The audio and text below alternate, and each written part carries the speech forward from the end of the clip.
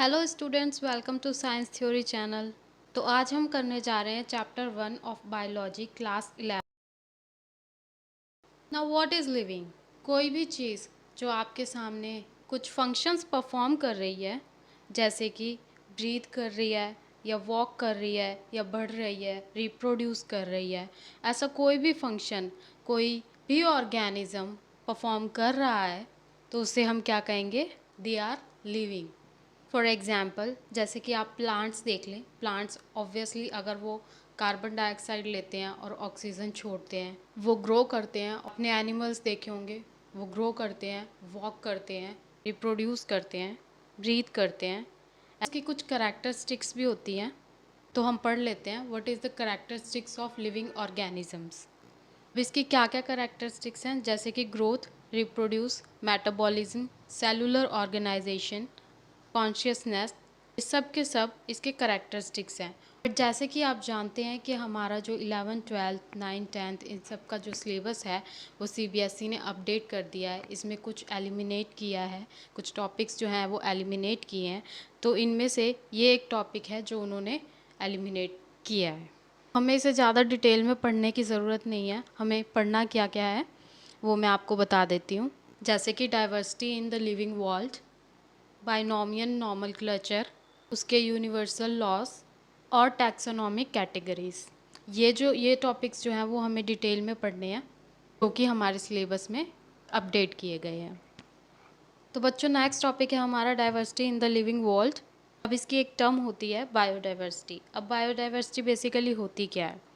देखिए, आपने देखा होगा बहुत सारे प्लांट्स और एनिमल्स जो हैं इस वर्ल्ड में पाए जाते हैं, ठीक है। उनकी बहुत सारी वैरायटीज़ होती हैं, बहुत सारे अलग अलग ऑर्गेनिजम्स की अलग अलग वैरायटीज़ होती हैं। उन्हें हम क्या कहते हैं? बायोडाइवर्सिटी कहते हैं। बायोडाइवर्सिटी हम किसे कहते हैं? इस लिविंग वर्ल्ड में बहुत सारे प्लांट्स और एनिमल्स होते हैं जिनमें लार्ज नंबर ऑफ वैरायटीज़ होती हैं, और हर एक ऑर्गेनिज्म का कोई एक साइंटिफिक नेम होता है जिसे हम नॉमेनक्लेचर भी कहते हैं। देखिए, every organisms is given a scientific name through the process called nomenclature. Nomenclature हम किसे कहते हैं? जब भी हम जिस भी ऑर्गेनिज्म को कोई साइंटिफिक नेम दे दें एक प्रोसेस के थ्रू, उसे हम क्या कहेंगे? नॉमेनक्लेचर कहेंगे। और ये नॉमेनक्लेचर हमने बनाया क्यों है, साइंटिस्ट ने बनाया क्यों है ये, ताकि हम इस कन्फ्यूजन को हटा सकें कि उसका नाम पर्टिकुलरली है क्या। जैसे कि हम एक एग्जाम्पल ले लेते हैं, ह्यूमंस। ह्यूमंस को हम किस नेम से बुलाते हैं साइंटिफिक लैंग्वेज में, नॉमेनक्लेचर के थ्रू? होमो सेपियंस। क्या बोलते हैं हम? होमो सेपियंस, ठीक है। अब इसमें क्या है, दो कैटेगरीज बनाई गई हैं, एक तो प्लांट के लिए और एक एनिमल्स के लिए। जब भी कोई नेम प्लांट्स को दिया जाता है तो उनकी एक अपनी ऑर्गेनाइजेशन होती है जो उन्हें नेम देती है, साइंटिफिक नेम देती है या उनको नॉमेनक्लेचर करती है। वो कौन सी ऑर्गेनाइजेशन होती है? प्लांट्स के लिए जो है वो international code for biotechnical nomenclature होती है, ICBN। और एनिमल्स के लिए कौन सी होती है? एनिमल्स के लिए होती है international code for zoological nomenclature, ICZN। जो हम ऐसे ही नॉमेनक्लेचर नहीं कर सकते, इसका एक प्रोसेस होता है, जैसे कि binomial nomenclature. It is a universally accepted principle to provide scientific names to the known organism. जितने भी organisms हैं हमारे, उन्हें एक scientific name दिया जाता है जो universally accept किया जाता है। बट इसके दो कंपोनेंट्स होते हैं। दो कंपोनेंट्स कौन कौन से होते हैं? एक होता है जेनेरिक, जिसे हम जीनस बोलते हैं, और एक होता है स्पेसिफिक एपिथेट, जिसे हम स्पीसीज भी बोलते हैं, ठीक है। ये जो दो कंपोनेंट होते हैं, ये जो सिस्टम प्रोवाइड किया जाता है नॉमेनक्लेचर देने के लिए, किसी को नाम दिए देने के लिए, उसे हम क्या कहते हैं? Binomial nomenclature. देखिए, the system providing a name with two components is called binomial nomenclature. अब ये बाइनोमियल नॉमेनक्लेचर किसने दिया था? ये बाइनोमियल नॉमेनक्लेचर प्रोवाइड किया था हमें कैलरस लाइनियस ने। किसने प्रोवाइड किया था? कैलरस लाइनियस ने। जैसे कि फॉर एग्जांपल हम ले लेते हैं, अब हम इसे दो कंपोनेंट्स को कैसे एक्सप्लेन करेंगे। फॉर एग्जांपल हम मैंगो का एग्जांपल ले लेते हैं।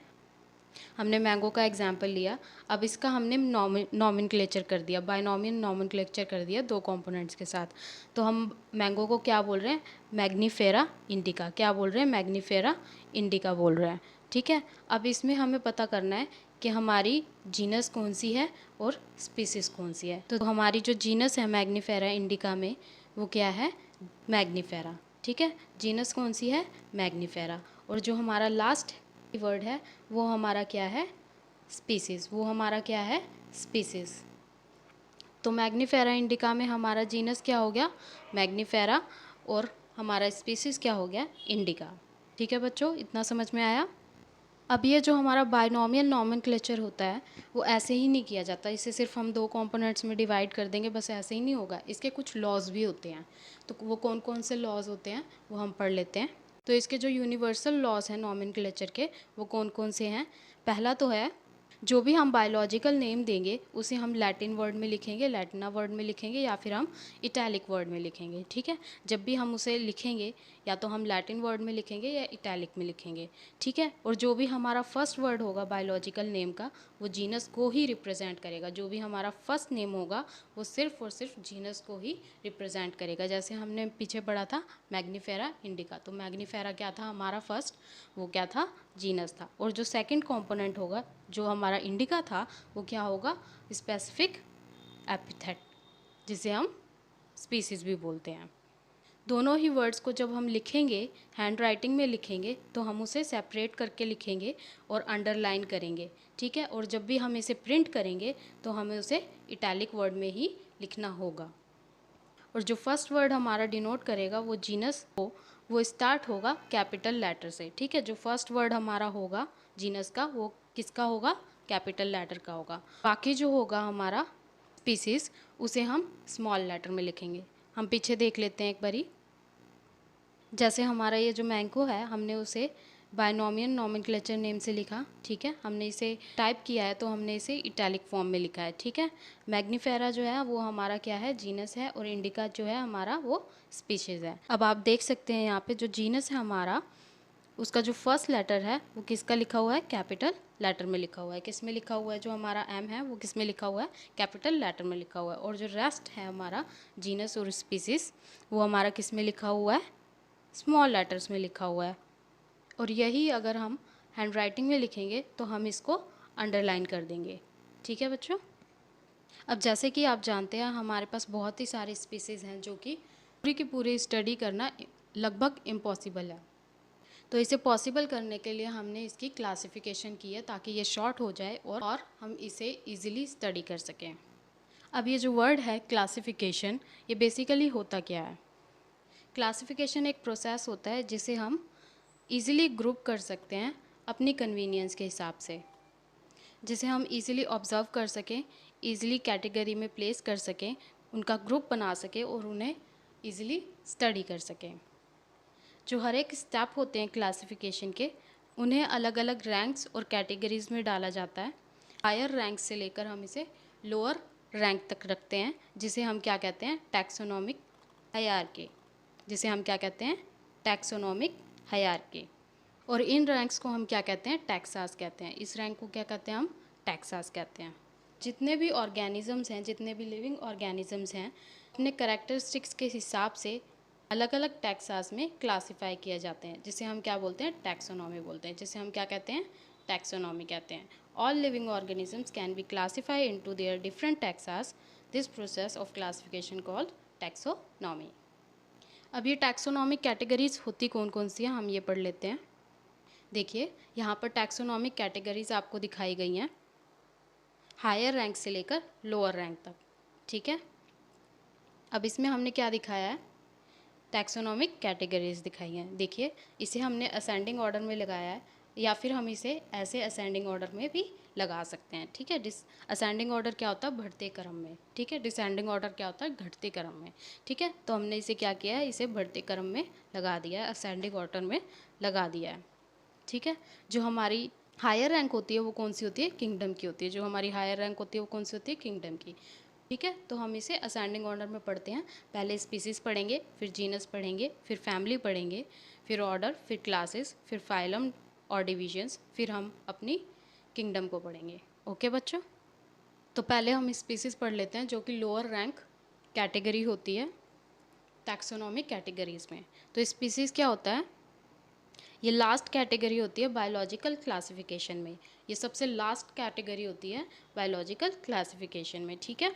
और जो ये स्पीसीज़ होती हैं वो हाईली डाइवर्सिफाइड होती हैं नेचर में।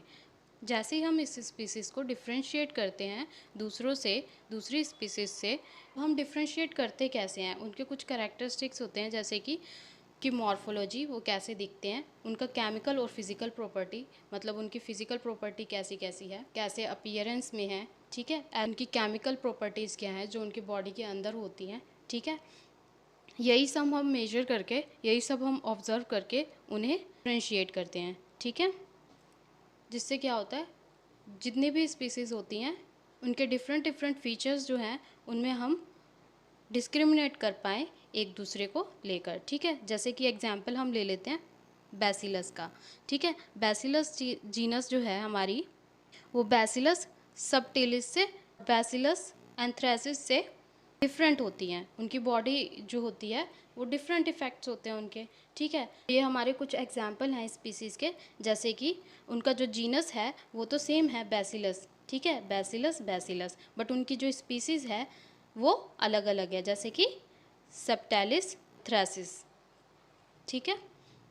हमने पढ़ा था ना, जो हमारी स्पीसीज़ होती है वो जीनस के बाद लिखे जाते हैं। तो जीनस कौन सा हमारा इसमें, बैसिलस है, और स्पीसीज़ जो है वो सेप्टेलिस और एंथ्रेसिस है।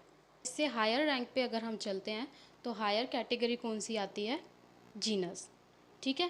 जीनस क्या है, ये 6th कैटेगरी है हमारी बायोलॉजिकल क्लासिफिकेशन में, जो कि बहुत ही क्लोजली रिलेटेड स्पीसीज़ को शो करती है, ठीक है। शो करती है कि उनमें सिमिलैरिटीज़ क्या है उन स्पीसीज़ के बीच में, ठीक है। और पर जो हमारा जीनस होता है, जैसे मैंने बताया, वो उनको बीच में डिफ्रेंशिएशन को बताता है।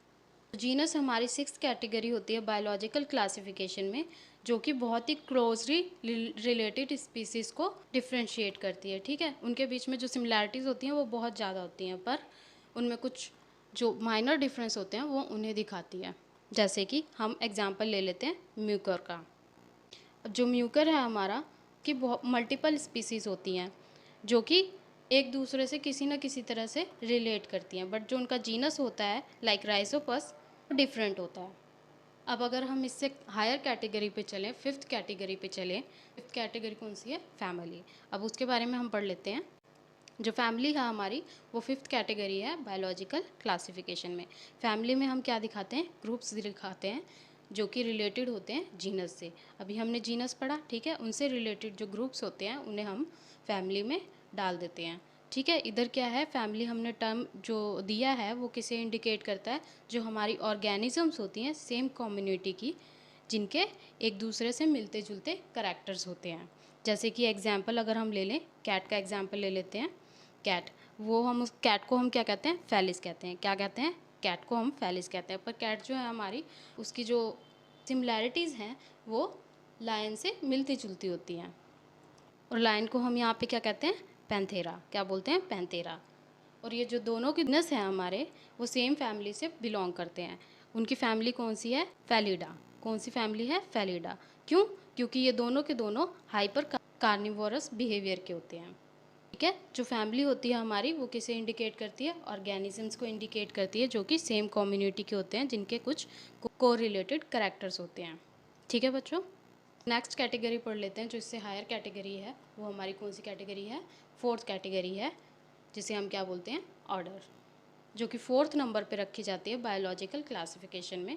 जिसमें क्या होता है, विच कंप्राइजेज ऑफ वन और मोर रिलेटेड फैमिली, मतलब जिसमें जो फैमिलीज़ हैं हमारी वो एक दूसरे से रिलेटेड होती हैं। जैसे कि हमने कार्निवोरस एनिमल्स ले लिया, ठीक है। उनके कुछ कॉमन फीचर्स होते हैं, जैसे कि वो स्मेल करते हैं, उनकी कॉलर बोन स्ट्रॉन्ग जो सेंस होता है उनका, जो उनके स्ट्रॉन्ग टीथ होते हैं, ठीक है। कार्निवोरस एनिमल्स कौन से होते हैं, जो हमारे मांसाहारी होते हैं, ठीक है। तो उनका जो फीचर्स हैं वो बहुत ही ज़्यादा आपस में मेल खाते हैं। तो इसके कुछ एग्जांपल्स हैं, जैसे कि फेलिडा। हम फेलिडा ले लेते हैं। ये किसकी फैमिली है, डॉग्स की फैमिली है। किसकी फैमिली है, डॉग्स की फैमिली है, ठीक है। नेक्स्ट फैमिली है हमारी कैनिडाई। इसमें कौन कौन से एनिमल्स आते हैं, कैट्स आते हैं, फॉक्स आता है और वॉल्फ आते हैं, एक्सेट्रा। ऐसे ही मिलते जुलते एनिमल्स आते हैं, जिनके जो फीचर्स होते हैं वो काफ़ी रिलेटेड होती है, ठीक है। अब क्या करेंगे, हम इनको सेम ही ऑर्डर में प्लेस कर देंगे। कौन से सेम ऑर्डर में प्लेस कर देंगे? कार्निवोरा ऑर्डर में इन सबको डाल देंगे क्योंकि इनके कुछ कॉमन फीचर्स हैं। और वो कॉमन फीचर क्या है? वो कॉमन फीचर ये है कि ये कार्निवोरस डाइट लेते हैं। अब जो थर्ड कैटेगरी हमारी बायोलॉजिकल क्लासिफिकेशन में आती है वो है क्लास। ठीक है, तो क्लास क्या होती है? क्लास जो है हमारी वो थर्ड कैटेगरी है बायोलॉजिकल क्लासिफिकेशन की, जिसमें एक या एक से ज़्यादा रिलेटेड ऑर्डर्स कंप्राइज किए जाते हैं। जैसे कि हम एग्जांपल ले लेते हैं मैमेलिया का। हमने मैमेलिया का एग्जांपल ले लिया। मैमेलिया वो क्लास है जिसमें एक जैसे रिलेटेड ऑर्डर के ऑर्गेनिजम्स रखे जाते हैं, प्लेस किए जाते हैं। जैसे कि कंगारू हो गया, व्हेल्स हो गया, लायन टाइगर्स हो गया, ह्यूमंस हो गए, ये सब हम एक ही क्लास में प्लेस करते हैं। ये चारों के चारों ऑर्डर्स हैं। कंगारू जिसे हम मार्सुपिलिया कह रहे हैं, व्हेल जिसे हम सिटैसिन बोल रहे हैं, नेक्स्ट है लायन टाइगर जिसे हम कार्निवोरा बोल रहे हैं, और एप्स एंड ह्यूमंस जिसे हम पेरीमेटा बोल रहे हैं। ये सब कुछ ना कुछ कॉमन फीचर्स कैरी करते हैं। जैसे कि मेमोरी ग्लैंड, इन चारों ऑर्डर्स में क्या होती है? मेमोरी ग्लैंड होते हैं, हेयर्स होते हैं उनके स्किन्स पे। ठीक है, तो ये कुछ इनके जो कॉमन फीचर होते हैं जो इन्हें सेम क्लास में प्लेस करते हैं। फाइलम जो है हमारी सेकंड कैटेगरी है बायोलॉजिकल क्लासिफिकेशन की, जो कि ग्रुप्स को प्लेस करती है, जो कि क्लोजली रिलेटेड ऑर्गेनिजम्स होते हैं। ठीक है, कुछ एग्जांपल्स हैं इसके, जैसे कि animal along with birds, mammals will belongs to the same phylum Chordata. ये दोनों ही कॉमन फीचर्स शेयर करते हैं, जैसे कि स्पाइनल कॉर्ड। ठीक है, जो हमारे कॉर्डेटा होते हैं, बर्ड्स होते हैं, सेम ही फाइलम में हम डालते हैं, जिसे हम क्या बोलते हैं? कॉर्डेटा बोलते हैं। ठीक है, क्यों डालते हैं हम इन्हें सेम फाइलम में? क्योंकि कॉमन फीचर शेयर करते हैं जो कि स्पाइनल कॉर्ड होता है। इन एनिमल्स में, बर्ड्स में, मैमल्स में, इन सब में ही स्पाइनल कॉर्ड होता है, जिसकी वजह से हम इन्हें सेम फाइलम में डालते हैं। किंगडम जो है हमारी फर्स्ट कैटेगरी है बायोलॉजिकल क्लासिफिकेशन में। अब किंगडम में उन कैटेगरीज़ को रखा जाता है जो कि बहुत ही क्लोजली रिलेटेड हैं। जैसे कि किंगडम जो है हमारी क्लासिफाई की जाती है प्लांटाई में, एनिमल में, फंजाई में, प्रोटिस्टा में, मोनरा में। किस में क्लासिफाई की जाती है? प्लांटाई में, एनिमल में, फंजाई में, प्रोटिस्टा में, मोनरा में। जैसे कि हम कुछ एग्जांपल्स ले लेते हैं। जो सारे के सारे एनिमल्स होते हैं उनमें एक कॉमन फीचर होता है, जैसे कि हेट्रोफोबिक मोड ऑफ न्यूट्रिशन करते हैं। हेट्रोफोबिक मोड ऑफ न्यूट्रिशन हम किसे बोलते हैं? वो ऑर्गेनिजम्स जो अपना फूड प्रिपेयर करने में अनेबल हो, जो अपना फूड प्रिपेयर ना कर सकें और जिसकी वजह से उन्हें क्या करना पड़े? दूसरे ऑर्गेनिजम्स पे या प्लांट्स पे डिपेंड होना पड़े अपने न्यूट्रिशन के लिए। मल्टी सेलुलर ऑर्गेनाइजेशन क्या होती है? जिसमें वो ऑर्गेनिजम्स आते हैं जो इसमें एक या एक से ज़्यादा सेल्स हों जो अलग अलग डिफ्रेंशिएट हो सकें, जिनमें अलग अलग फंक्शन परफॉर्म हो सकें। And collagen in the cell wall, और जिनके सेल वॉल में कोलेगन प्रेजेंट हो।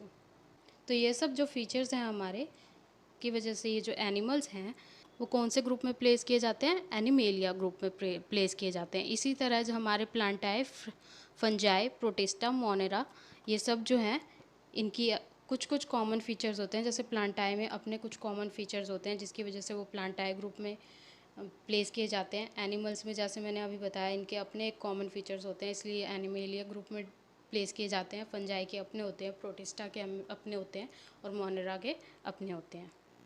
तो किंगडम आपको समझ आया? किंगडम जो है हमारी फर्स्ट कैटेगरी है जिसमें क्या होता है? क्लोजली रिलेटेड ऑर्गेनिजम्स हम प्लेस करते हैं। ठीक है, ये ब्रॉडली क्लासीफाई होता है plantae, animal, fungi, protista, monera, इन 5 ग्रुप्स में। सेकंड कैटेगरी हमारी कौन सी आती है? फाइलम आती है। फाइलम हमारी सेकंड कैटेगरी से है, जिसमें क्या आता है? Closely related group of animals आते हैं। नेक्स्ट थर्ड कैटेगरी जो हमारी प्लेस की जाती है बायोलॉजिकल क्लासिफिकेशन में, वो कौन सी है? क्लासेस। वो हमारी कौन सी है? क्लास। उसके बाद ऑर्डर, उसके बाद फैमिली, उसके बाद जीनस, उसके बाद स्पीसीज। इसी तरह हमारी 7 कैटेगरीज़ हैं जो कि टैक्सोनॉमिक कैटेगरीज़ में प्लेस की जाती हैं इंक्रीजिंग ऑर्डर में। ठीक है, आई होप आपको ये वीडियो समझ आ गई होगी, आपको पता चल गया होगा कि आपको क्या क्या पढ़ना है, आपको सारे टॉपिक्स और सारे वर्ड्स क्लियर हो गए होंगे। इस कंप्लीट वीडियो की पीडीएफ जो है मैं वो इस डिस्क्रिप्शन में डाल दूँगी, वहाँ से आप पूरी की पूरी पीडीएफ डाउनलोड कर सकते हैं। वहाँ पे आपको पूरे चैप्टर के नोट्स मिल जाएंगे, कंप्लीट नोट्स मिल जाएंगे, तो आप वहाँ से उसको स्टडी कर सकते हैं। ठीक है,